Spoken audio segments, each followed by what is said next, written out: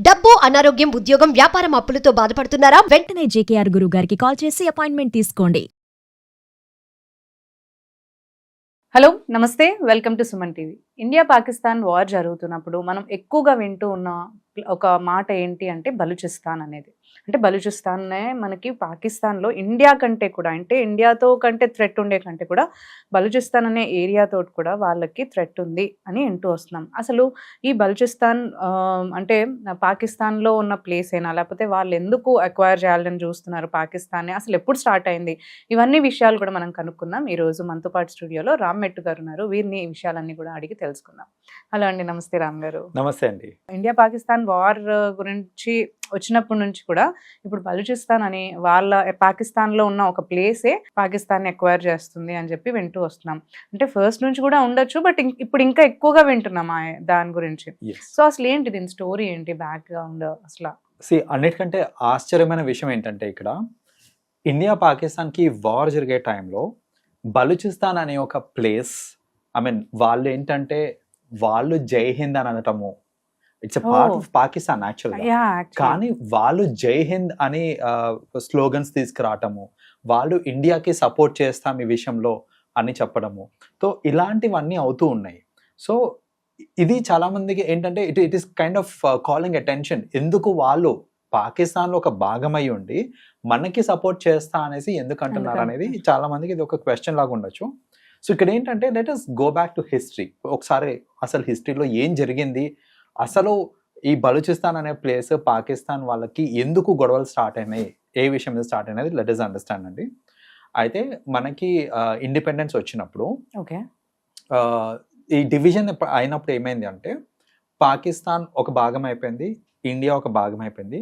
బలూచిస్తాన్ అనేది it was a separate place, అది పాకిస్తాన్ ఒక భాగం కాదు అప్పట్లో. సో అది ఏంటంటే దానికి సపరేట్ ఎంటిటీ, సపరేట్ ఐడెంటిటీ, ఒక కింగ్ సపరేట్ గా రూల్ చేసేవాళ్ళు దానికి.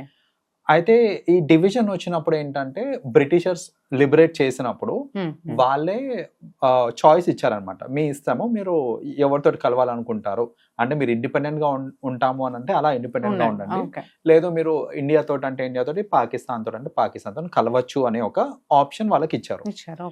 ఇచ్చినప్పుడు బలూచిస్తాన్ కింగ్ ఎవరైతే ఉండేనో అప్పుడు ఆయన ఇండియాతో కలుద్దాం అనేసి ఆయన మోర్ ఇంట్రెస్టెడ్ ఉన్నమాట, అతనికి ఆ ఉద్దేశం ఉండాలి. సో వచ్చి మన దేశంలో ప్రధానితో మాట్లాడు, అప్పుడు నెహ్రూ గారు ఉన్నారు. సో మాట్లాడి ఇలా మీతో మేము కలిసిపోతాం అని చెప్పినప్పుడు నెహ్రూ గారు దానికి అంగీకరించలేదు. దానికి మేజర్ రీజన్ ఏంటంటే, అది మన ఇండియన్ బార్డర్ నుంచి చూసుకుంటే కనుక ఆల్మోస్ట్ ఒక 400 కిలోమీటర్స్ దూరంలో ఉంటుంది అది, రైట్? సో అంత దూరంలో ఉన్నప్పుడు సపరేట్ ఆర్మ్డ్ ఫోర్సెస్ ని ఇక్కడ నుంచి అక్కడ పంపించి దాన్ని కాపాడి దాన్ని ఇండియాలో ఒక భాగం చేయటం అనేది కొంచెం ప్రాక్టికల్ కాదు అని అనిపించి ఆ టైంలో ఒప్పుకోలేదు దానికి. అక్కడ ఎవరు ఉండేవాళ్ళండి, అంటే నేషనలిజం ఎవరిది ఉండేది, ముస్లిమ్స్ వాళ్ళదా? సపరేట్ ఎంటిటీ అండి, వాళ్ళంటే మిక్స్డ్, వాళ్ళు బలూచీస్ అంటారు, వాళ్ళని బలూచీస్ అని అంటారు. So Muslims so it's like అట్లా వాళ్ళు మిక్స్డ్ దీంట్లో ఉండేది. దాంట్లో ఏంటంటే సిన్స్ ఉండేవాళ్ళు, పంజాబీస్ ఉండేవాళ్ళు, ముస్లిమ్స్ కూడా ఉండేవాళ్ళు. సో వీళ్ళు ఎక్కువ పాపులేషన్ ఉండేది అక్కడ. సో సరే ఇంకా ఇండియాతో కలవడానికి ఒప్పుకోవట్లేదు అనేసి ఆ కింగ్ ఏంటంటే ఆయన ఇండిపెండెంట్ గా ఉందామని ఫిక్స్ అయిపోయాడు. ఆయన ఇండిపెండెంట్ గా ఉందామని ఫిక్స్ అయిన తర్వాత ఈ పాకిస్తాన్ ఎవరైతే మినిస్టర్స్ ఉన్నారో, ప్రైమ్ మినిస్టర్స్ అండ్ ఆల్, వాళ్ళకి తెలిసిన విషయం ఏంటంటే వాళ్ళు ఇట్లా మనతో కలుద్దాం అనేసి, ఇండియాతో కలుద్దాం అనేసి ఇలా మాట్లాడుతున్నారు, చర్చలు చేస్తున్నారు అనేసి అర్థమయ్యి వీళ్ళు బలూచీస్ మీద అటాక్ చేసి, పాకిస్తాన్ వాళ్ళు బలూచీస్ మీద అటాక్ చేసి, ఎందుకంటే వాళ్ళని కలిపేసుకుంటే వీళ్ళకి బెనిఫిట్ ఎక్కువ అనమాట, like in terms of land whatever it is. And Baluchis అండి 44% of Pakistan belongs to Baluchi అనమాట. Balochistan is nothing but 44% of Pakistan. So almost ఒక 50% ఆఫ్ పాకిస్తాన్ అదే. కానీ పాపులేషన్ డిస్ట్రిబ్యూషన్ చూసుకుంటే total population of Pakistan the 95% Pakistan నుంచి ఉంటుంది, ఓన్లీ 5% మాత్రమే బలూచిస్తాన్ నుంచి ఉంటుంది.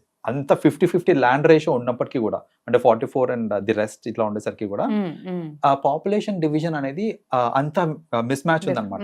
అక్కడ 5% 95% పాకిస్తాన్, 5% బలూచిస్తాన్. అయితే దీనికి మేజర్ రీజన్ ఏంటంటే, అసలు పాకిస్తాన్ అంటే వీళ్ళకి వచ్చిన ప్రాబ్లం, బలూచిస్తాన్కి వచ్చిన ప్రాబ్లం ఏంటంటే first of all forcefully acquire చేసుకున్నారు. వాళ్ళకి పాకిస్తాన్తో కలవడం ఇష్టం లేదు.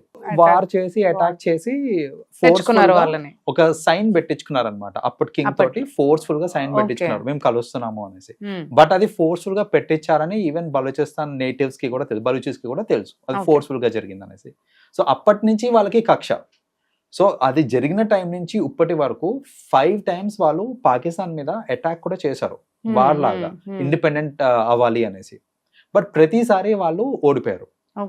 ఓడిపోవడానికి అలా మెయిన్ రీజన్ ఏంటంటే ఫస్ట్ ఆఫ్ ఆల్ వాళ్ళకి ఇంటర్నేషనల్ సపోర్ట్ లేదు. లైక్ వేరే దేశాల నుంచి సపోర్ట్ లేదు, వాళ్ళకున్న ఆర్మ్ ఫోర్సెస్ సరిపోవు పాకిస్తాన్ డిఫీట్ చేయడానికి. సో ఈ రీజన్స్ వల్ల ఏంటంటే 5 times వాళ్ళు డిఫీట్ అయిపోయారు. అండ్ డిఫీట్ అయిన ప్రతిసారి ఎంత కిరాతంగా వాళ్ళకి ఇచ్చేసారంటే ఇట్స్ లైక్ పాకిస్తాన్ ఎవరైతే ఈ మూవ్మెంట్ ని స్టార్ట్ చేశారో, వార్ ని స్టార్ట్ చేశారో, డిఫీట్ అయిన తర్వాత సో వాళ్ళని చాలా దారుణంగా చంపేయటము, వెరీ క్రూయల్. సో ఇది చంపేయటము.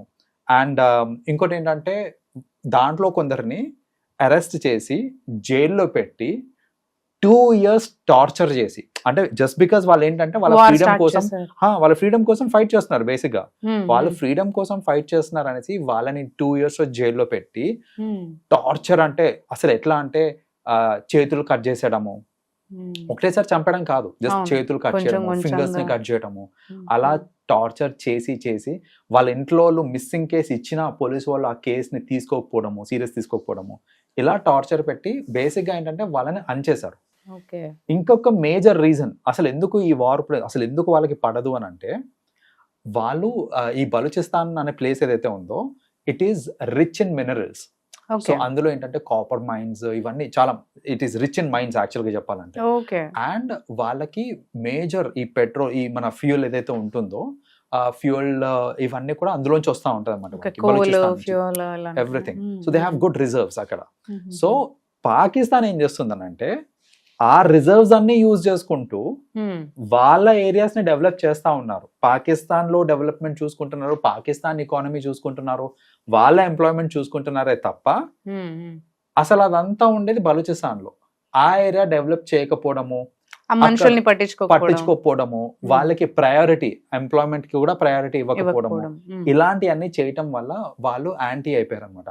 యాంటీ అయిపోయి 2001 లో వాళ్ళు ఏంటంటే బలూచిస్తాన్ లిబరేషన్ ఆర్మీ అనేసి ఒక సంస్థని వాళ్ళు తయారు చేసుకొని దాన్ని లిబరేట్ చేసుకోవడానికి 2001 లో వాళ్ళు ఫామ్ అయ్యారు.